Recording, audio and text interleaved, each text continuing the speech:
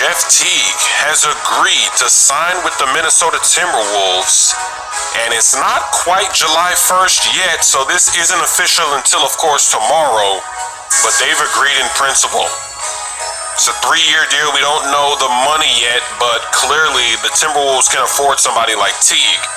Maybe not for some of the other guys like George Hill, but this is a great pickup because Teague, he can do it all. Great pick and roll offensive player.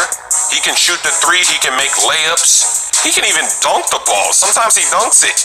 His defense is decent. It's not the greatest, but this is a team that has Jimmy Butler, Karl Anthony Towns. So defense, you can afford to have a guy on the court like this that's going to give you nice offense, run that offense, give you the pacing, the tempo that you need. Very good pickup. So now all of a sudden, this Timberwolves team, they are seriously a contender. It's going to be very interesting to see how they fill in the rest of their team, the role players, the bench, because clearly they're looking to win and win now, to actually compete against the top teams now. You don't put together this type of team for no reason, just because. Tom Thibodeau, he really believes that he has a contender on his hands. What an interesting season this is going to be, and what a dynamic in the Western Conference. They're going to be well coached, they play defense, and they are an offensive threat. Very exciting to see what they can do. They've got one of the best starting lineups in the league. Jeff Teague, Jimmy Butler, Andrew Wiggins, Dieng, Karl Anthony Towns. How many teams in the NBA have a better starting five than that? Clearly, you need a bench, you need the role players. That's why it's going to be interesting to see what he does and how he puts that lineup together. If they have good role players, if they have a good bench, I'm expecting this team to do something. They've got to go far. They've got to be a serious threat, a serious contender. And the thing about the Golden State Warriors is that this team is amazing, but it's going to be very hard to keep it together.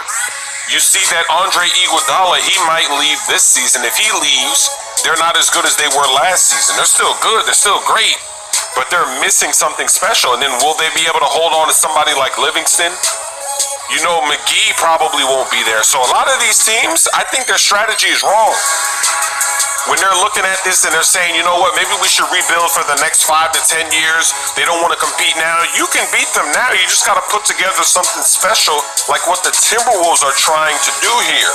They're trying to contend with the Warriors right now with the way that they're building the team. So now we can kind of kill some of these rumors, like Kyle Lowry was rumored to be interested in the Timberwolves. George Hill as well. So now where are these players going to turn? Is that opening up the door for Gordon Hayward to go to the Celtics? Let me know in the comments section if you think this makes the Timberwolves legit.